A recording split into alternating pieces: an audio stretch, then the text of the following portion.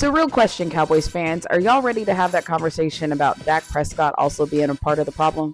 Or we just gonna stay in denial? All right, it is another Monday afternoon, and that means it's time for the overreaction here on the Coffee Chat. Once again, I'm Chan, and welcome back to this week's overreaction, because this week we're talking, of course, all things Cowboys, and I want to know, what do you think is wrong with the team? Whether or not you think it's Dak, that's fine. Leave it there in the comment section. We also have to talk about UT absolutely blasting OU out of the state of Texas. Hopefully, they will decide never to return back to the Red River rivalry again after that dismal showing that they had on Saturday.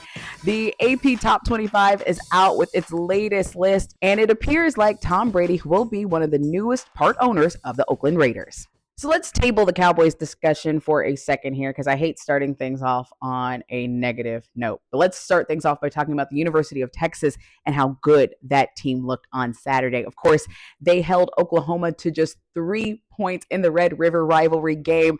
They're in Dallas, held at the Cotton Bowl every single year. Again, Oklahoma could not manage to find the end zone. And man, Texas just looks good. They looked like a number one team, and what a number one team should really, really look like. Their offense was impressive. Their defense was impressive. They were impressive all the way around, which is great because they are heading into a huge matchup this week with none other than number 5 Georgia. They will be hosting that game at home in Austin. And for all those naysayers out there, everybody who said that Texas or all those teams that were joining the SEC wouldn't be ready for the SEC, I think Texas is ready for you. Now, sticking with college here for just a little bit. So the AP Top 25 actually just released their latest list of rankings. Texas remains at number 1. Oregon moves up to number 2 after beating Ohio State on Saturday. That was an amazing game and such a very, very close game, especially between a 2 and a 3. No real surprises there that the game was as close as back and forth as it was.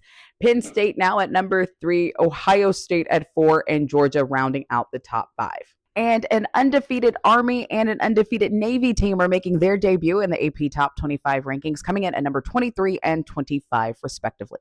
Now, the AP also put out their preseason Top 25 rankings for men's college basketball earlier today. Kansas is coming in at number 1, followed by Alabama at number 2, both ahead of reigning champ UConn, who comes in at number 3.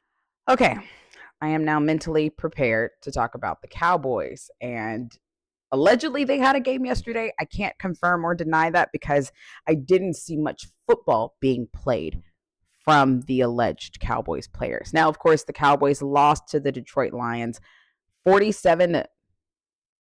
I actually had to double check that because I just lost track of how many points the Detroit Lions really scored during that game. So if we're talking about the Cowboys' problems, let's start at the top with Jerry Jones, who, in like the most karmic twist I've ever heard, actually was celebrating his birthday during the Cowboys' loss to the Detroit Lions, and was also the first person that we heard from, like the first person that reporters talked to that gave any type of post-game sound.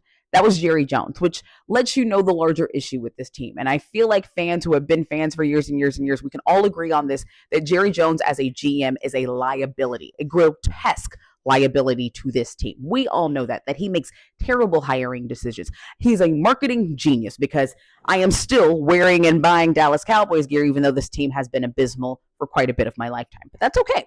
But Jerry Jones has to, at some point in time, take fault in what he has done to this team, and signing CD and in signing Dak so late in the season and not making any offseason trades or moves whatsoever.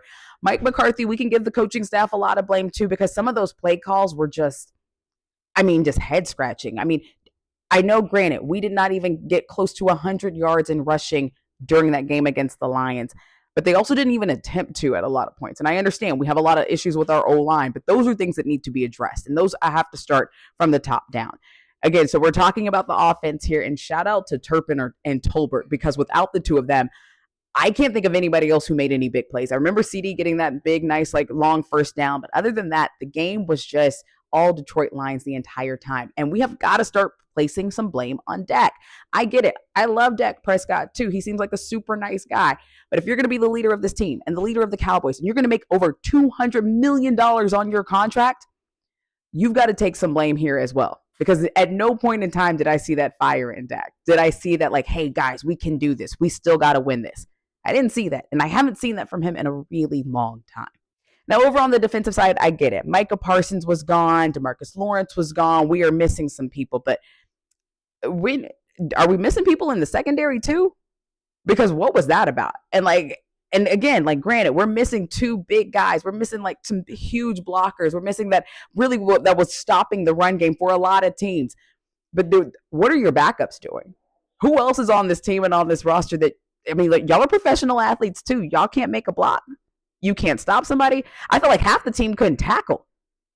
Lamar Jackson made a tackle in his game, and I'm like, our defense wasn't tackling half as good as he did. So anyways, there's a lot of problems with the Dallas Cowboys. I think we can all agree to that. But I want to know, what do you think is the main concern? What do you think is that catalyst that is really wrong with this team? And wrapping things up with some NFL news, it looks like Tom Brady is going to be approved to be a minority owner of the Las Vegas Raiders. This is all according to ESPN, and this deal is actually supposed to be announced, according to them, at the NFL fall meeting in Atlanta on Tuesday. So if this deal is approved, Tom Brady would then be a 10% shareholder in the Las Vegas Raiders.